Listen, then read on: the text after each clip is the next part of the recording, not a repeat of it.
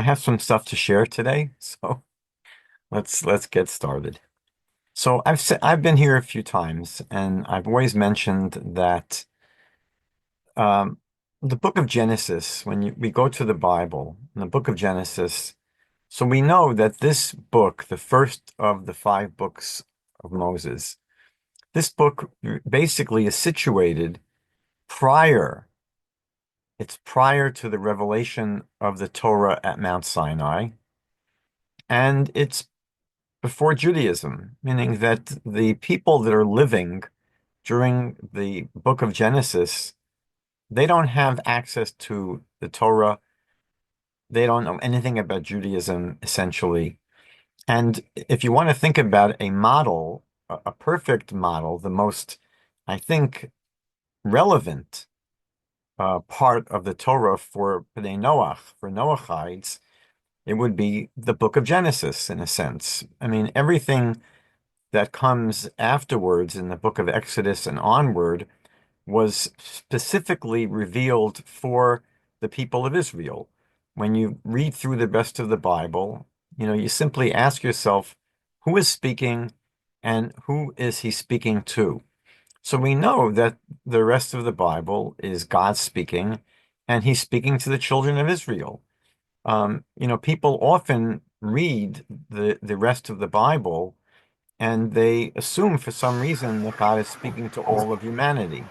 The rest of the Bible, for example, in the Ten Commandments, right? The very first one, God says, I am the Lord your God who took you out of the land of Egypt from the house of slavery.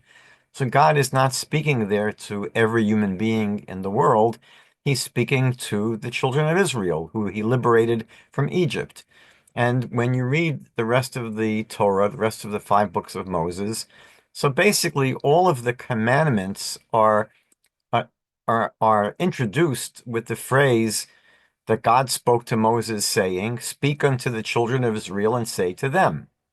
So you have basically, the Torah, for the most part, I would say, is directed specifically and directly to Israel. I'm not saying that it's not relevant to others and that others cannot learn lessons and gain from it, but the intended audience specifically is Israel. And we don't have a children of Israel in the book of Genesis. We don't have a Jewish people. We have a family that will emerge later on as the nation of Israel. But we don't have Jews really, in a sense. We don't have Judaism. We don't have a Torah. We have really, in a sense, the most universal book of the five books of Moses, and in a sense, the most universal book in the entire Tanakh, in the whole Hebrew scriptures. So I always feel that for Bnei Noach, for Noachites, the book of Genesis is really the most critical place to look, to find um, material and information and teachings that are directly relevant and directly intended for the world at large. So I wanted to really focus today on a very, very important story, which is in the creation story in Genesis chapter 1, verse 26, where God says, Let us make man, let us make man. Now, it's interesting that if you study the story carefully, that really was the first human. It wasn't so much the first male, because the Hebrew is pretty clear that the first creation was both male and female. That first human being had both a masculine side and a feminine side, and then we know that they were split, and then they became a male and a female. But I'm just going to use the most common word here because we don't want to get too technical in terms of the language. But in Genesis 1:26, God says, Let us make man. Let us make man. And really, it means let us make the human. Let us make the human. And the big question here that bothers everyone is, what do you mean, let us make man? Who is God speaking to? What is this, let us make man? And there have been many answers that have been provided to this question. For example, many commentaries suggest that this language is what you call the we of majesty, the royal we. Often the king or the queen will speak not in the first person, but in the plural, like, oh, what shall we now do? That's how royalty speaks, not what shall I do? It's the royal we. Sometimes it's called the editorial we. So when you're the editorial writer for a newspaper, so you say, in our opinion, you're one person that's writing, right? But you're speaking on behalf, in a sense, of the whole publication, and you'll use what is called the editorial we. And so this is one possible way of understanding this verse, that God is speaking in what is referred to as the plural of majesty, the royal we. And you find it elsewhere in the book of Daniel. You'll find that there's a human king that speaks in the plural, speaks about we, not speaking about I. That's one possibility. Another possibility that's suggested is that God is speaking here to the angels who were created on the second day. So that's one view, that the angels were created on the second day. Now it's the sixth day. And when God is about to create the human being, God says to the angels, let us make man. Now, why would God have to address the angels? Why does God have to involve the angels? What's the point here? So the Torah commentary, specifically of Rashi, who wrote about 1,000 years ago in France. So Rashi says that this is coming to teach us an important ethical principle, which is a teaching about humility, that God does not have to consult with the angels. God is God and the angels are angels. But Rashi says that God is consulting with them here in order to teach us that a superior should always consult with their subordinates, meaning that when you're in a superior position, you shouldn't just simply ignore those that are beneath you, those that are subordinate to you, and just feel that you're the boss, you can do whatever you want. It is good it's good form to involve others in your decision. So in order to teach this lesson, that we should be humble, we should manifest this character trait of humility. So God here consults with, in a sense, the angels. He says, let us make man. Let us make man. That's a second possibility. A third possibility was suggested by the great Jewish Bible commentary of Rabbi Moshe ben Nachmanides, who lived in mainly, let's say, the 13th century in Spain, and then he moved to Israel when he was very old. So he says that God here is speaking to the earth, that God here is speaking to the earth, because we're going to see that the human being is different from all other creatures. The human being is both physical. We know that man was created from the dust of the earth. So we were created from the earth, and that's our physical side. But then we have a spiritual side, that God blew into this human form from the earth the breath of life, which was the divine spirit, the soul of the human being, which is spiritual. So in a sense, Nachmanides says that this dual nature of the human being is reflected here. God says to the earth, let us make man. You, the earth, will give the physical part of the human being, and I, the creator God, will give the soul, the spiritual part of the human being. That's a fourth possibility. I'm sorry, that's a third possibility. A fourth possibility is similar, and it was suggested by the Gaon of Vilna, Rabbi Elijah of Vilna, who lived almost 300 years ago in Vilna. And he said that God here is speaking to not just the earth, but to everything else that had been created prior to the human being. God is really speaking here to all of creation, everything else in creation. And God is basically saying that all of you, everything, is going to contribute your your most important features and character traits and features and strengths to the human being, meaning that the human being somehow encompasses everything else in creation. Um, Somehow there's a part of everything, not necessarily physically, but in a more spiritual, conceptual way, we have the qualities and the traits of everything else that exists in the world. So here God is addressing all of creation and says, let us make man. But I wanted to focus in on a fifth possibility, a fifth answer to this question.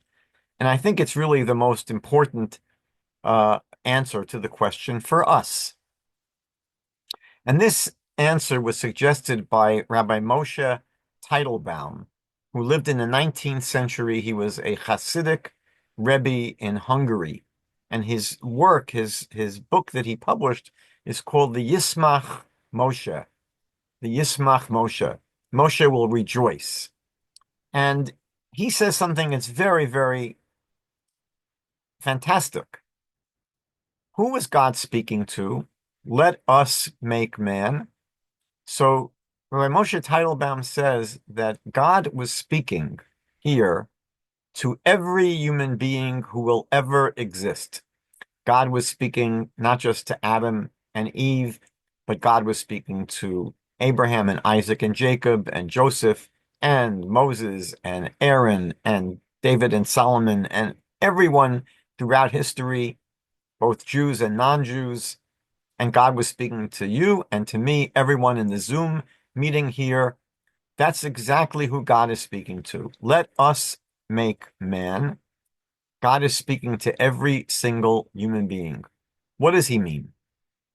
So what he means is that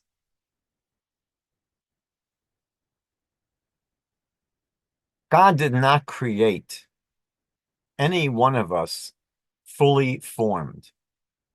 God did not create any one of us fully formed. In effect, what God is saying is the following. God is really saying, look, I can create a dog, and I can create a mouse, and I can create an alligator, and I can create an eagle, and I can create a cockroach, and I can create a tree. I can create all those things.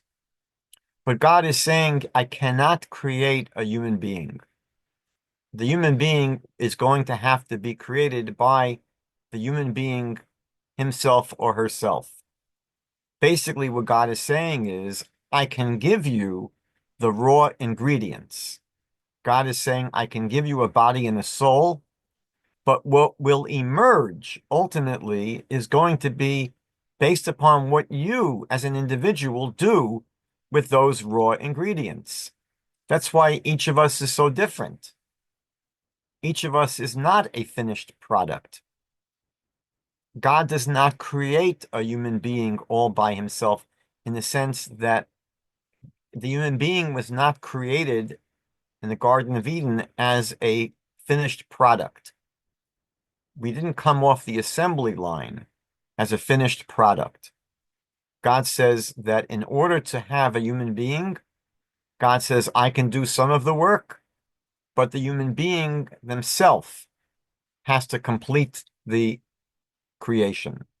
And so God says to each and every one of us, let us make man. God is saying to each and every one of us.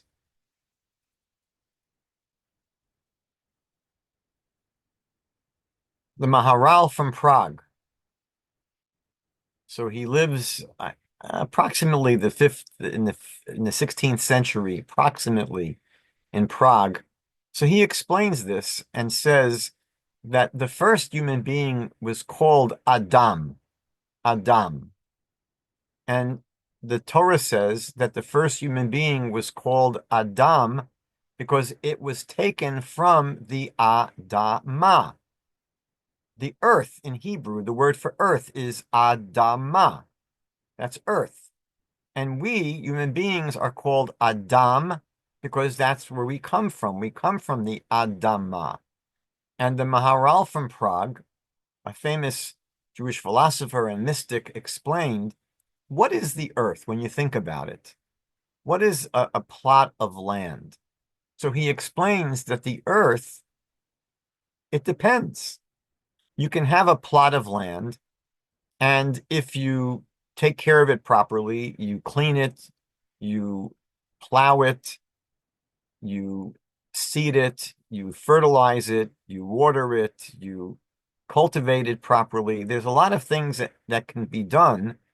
That plot of land can be very productive and it can produce wonderful, wonderful growths, plants, flowers, trees. Everything can come out of that land. But on the other hand, the plot of land can be neglected and not taken care of properly. And then it's going to be a useless field. It's going to be something that will produce absolutely nothing. So what the Maharal explains is that Adama, earth, is pure potential.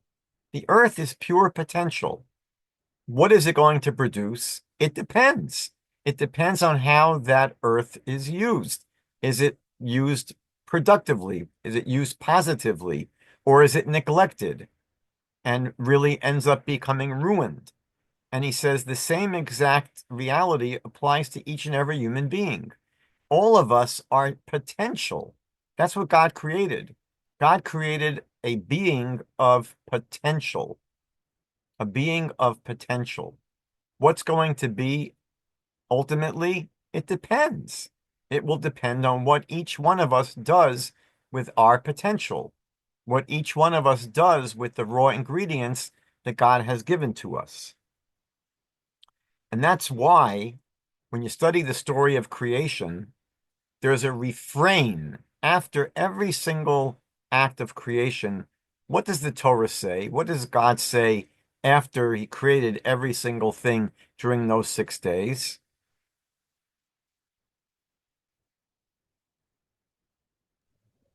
יהיה טוב. Not Yetov, God says that he saw that it was good, right? Vayar Elohim ki tov. After everything that was created, right? It's a refrain, right? God saw that it was good. He did this, he saw that it was good. He saw that it was good. He saw that it was good. But it never says that after the creation of man. It doesn't say after the creation of man that God saw that it was good. Why not? Very easy, very simple. Because everything else was created perfectly, fully formed. So, for example, when God creates an elephant is an elephant is an elephant. The elephant may get bigger as it gets older, but the elephant cannot grow in its elephantness. It cannot become more of an elephant. It cannot become a greater elephant. Elephants are elephants are elephants. And the same is true of dogs and cats and eagles. They are created fully formed. They're perfect. They're not going to develop. Again, over the course of time, they're going to get old and maybe gain some weight and get bigger, but they're not going to become, in terms of the quality of what it means to be an elephant, they're not going to become a bigger, greater, more significant elephant. And that's why, because everything else was created fully formed and perfect, so God says it's good, meaning that that's exactly what it's supposed to be. This is exactly what it's supposed to be. But after the creation of the human being on the sixth day, God does not say that he saw that it was good because, again, it depends. It depends. Some of us are going to actualize our potential and grow as human beings and become much greater as we get older and develop. And some people will squander what they were given and they will become, in a sense, debased human beings. So God does not say after he creates a being of pure potential, he saw that it was good. Again, it depends. It depends. And so the teaching of the Yismach Moshe is that when God created each one of us, God says, let us make you. Let us make you. That one of the most critical things, one of the most significant things that each one of us is supposed to be engaged in doing as we go through life. I mean, people ask this question, what is my life all about? What am I here for? So one of the main things each of us is here for is to create ourselves, is to create ourselves, and ultimately to create a masterpiece, to create something beautiful, to create something great, to become a great person. That's what we're here for. The Vilna Gaon, I mentioned him earlier, he was the fourth approach to what is this who's God speaking to? So the Vilna Gaon famously he wrote a little teeny book about human life. And he says that the purpose of our existence, now there are other ways of expressing this, but he says the purpose of our existence is to improve our characters, is to basically fix anything about ourselves that's negative, to work on those things. And these things are not corrected easily. If if any person has a challenge about their character, it doesn't improve easily. It takes a lot of work. And he says that the whole purpose of our existence is to refine our characters, to work on our characters. And he says if you don't do that, you're literally wasting your entire life, wasting your entire life. So when a person wants to think about what am I here for? What am I supposed to be doing in my life? This is one of the most, I wouldn't say necessarily there are no other things to think about. There are other things to think about in life. But in terms of, we speak in the Torah about three main relationships. We speak about Ben Adam leMakom, the relationship between you and God, Ben Adam leChavero, the relationship between you and others, and then Ben Adam leAtzmo, the relationship between you and yourself. So the reality is that these are not three discrete areas that have nothing to do with each other. They all interface, they all interact, they're very much dynamically connected to each other. But in terms of thinking about a category, about my interaction with myself, my relationship with myself, this is the most critical mandate, is that God said, you are here to create yourself. You're here to create yourself. And that involves, to a great extent, working on polishing, correcting, fixing our character traits.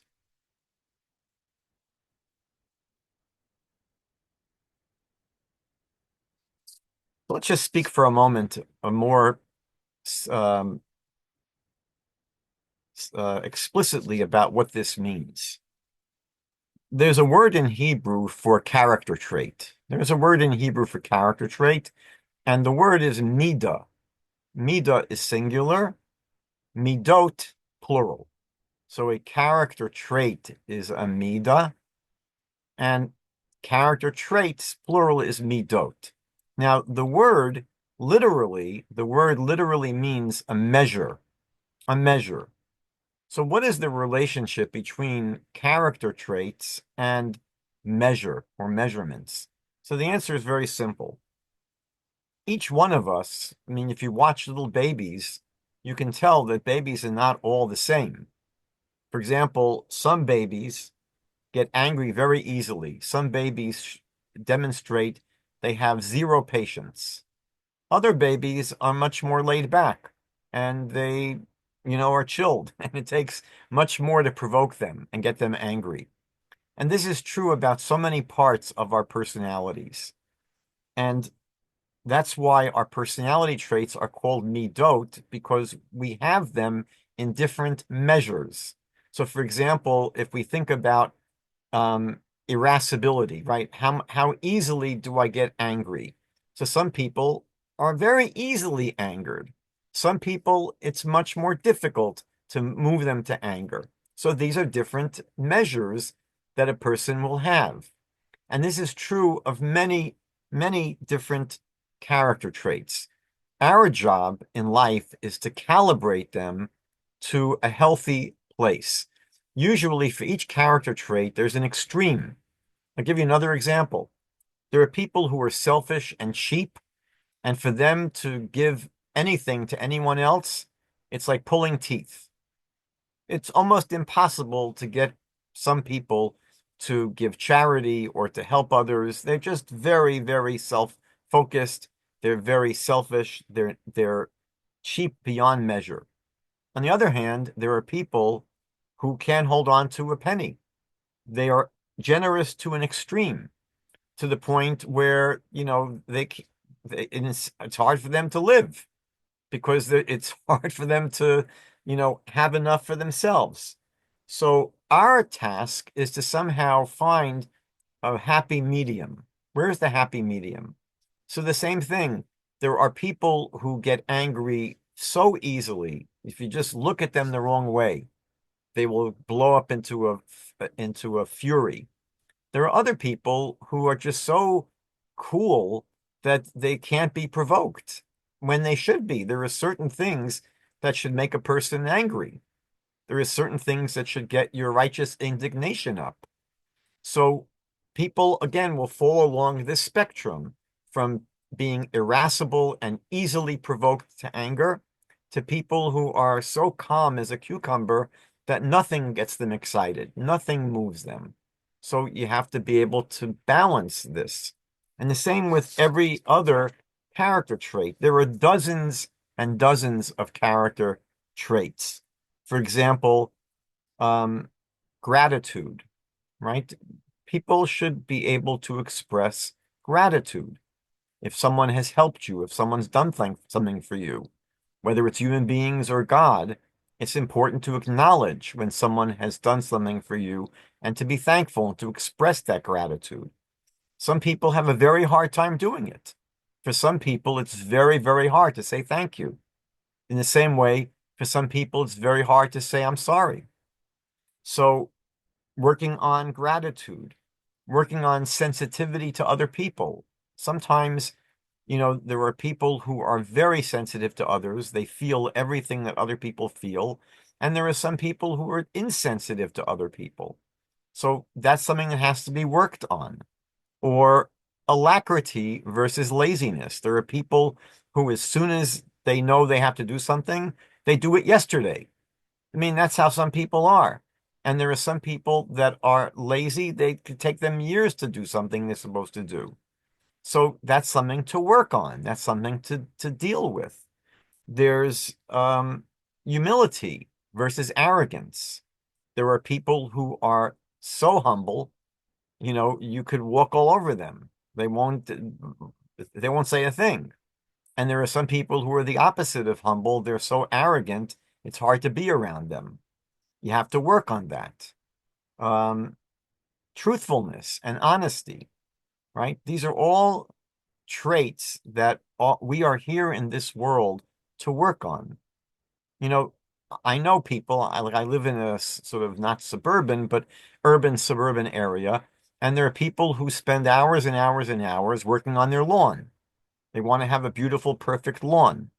And we know there are other people who work on their six pack, not not the one they buy in the store.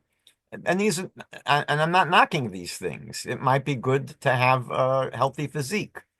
But what the Torah tells us we're here to do primarily is to work on our character traits. And it takes a lot of work, a lifetime of work to perfect and polish our character traits. Um, Learning how to live with moderation. We live generally speaking, in the Western societies, very consumer-driven, materialistic societies where we're encouraged to buy and to buy and to buy and to buy, and shopping is an activity. I remember once I heard a woman from Israel who visited the United States for the first time, and when she went back to Israel, they asked her what was it like in the United States. She said one word: shopping, shopping, shopping, shopping, shopping. So that's something which is not necessarily healthy. And so learning how to live in moderation is again another character trait. And again, there are dozens and dozens and dozens. I'll recommend, if anyone wants to do some further reading, there are dozens, thank God, dozens of books on this topic now. This one is called, oh, you won't be able to see it. Oh, here, Everyday Holiness.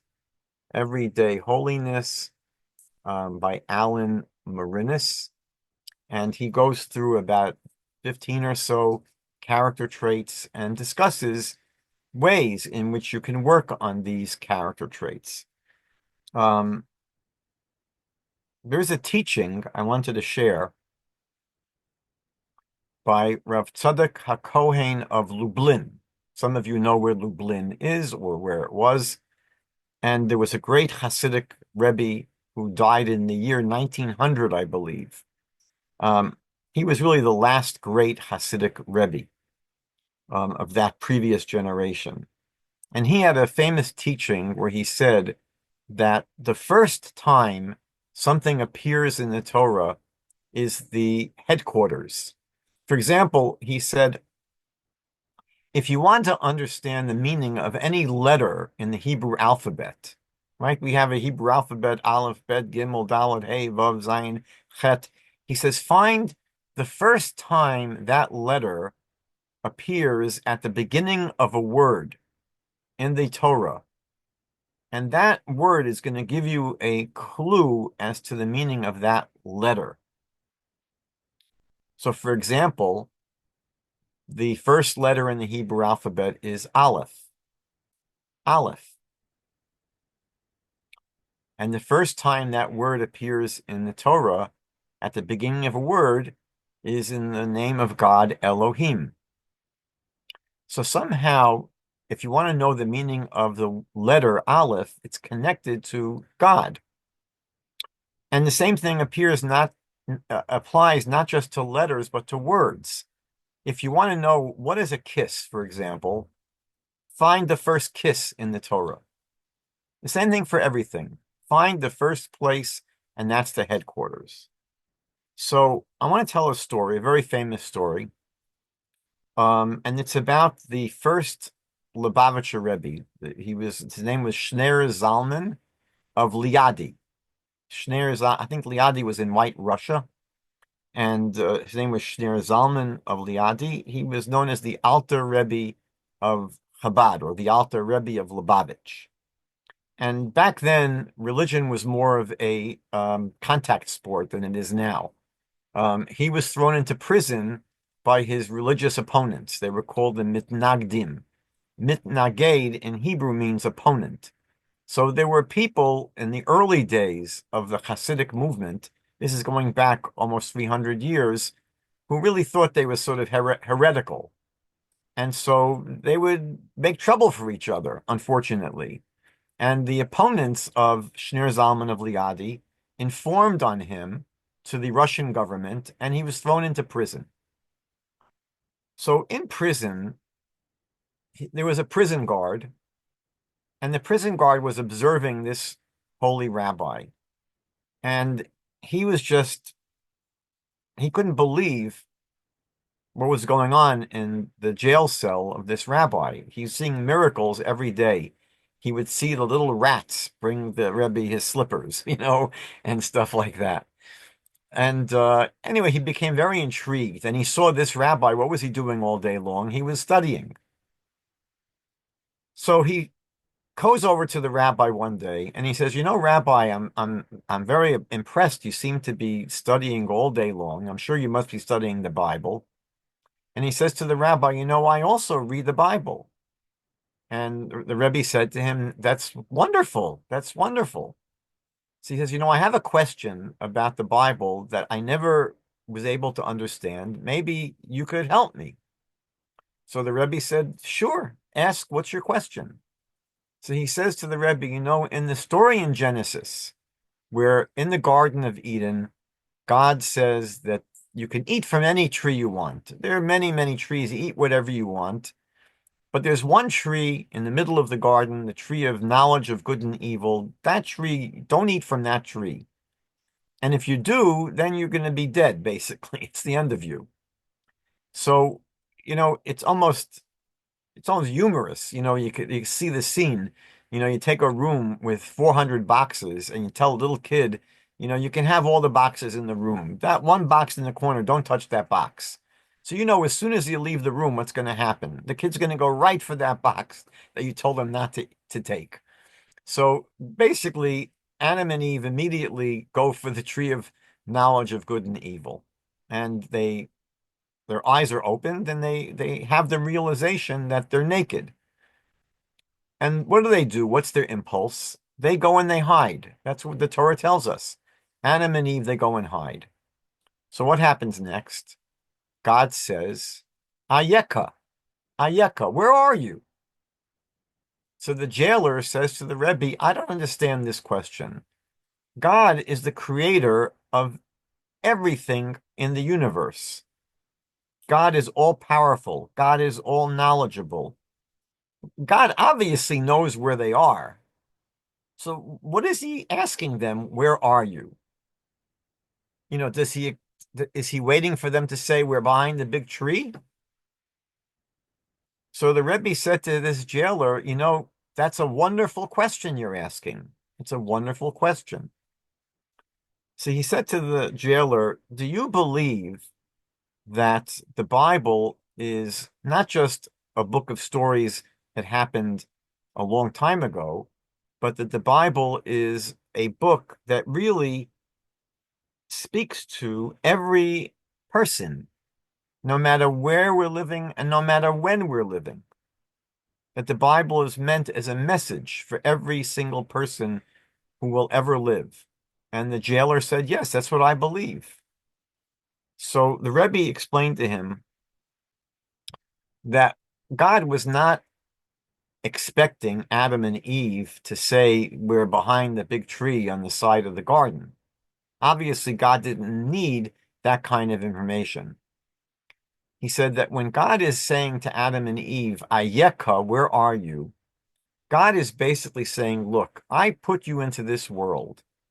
And each person, even you, Adam and Eve, you have a life ahead of you. You are on a journey. Your life is a journey.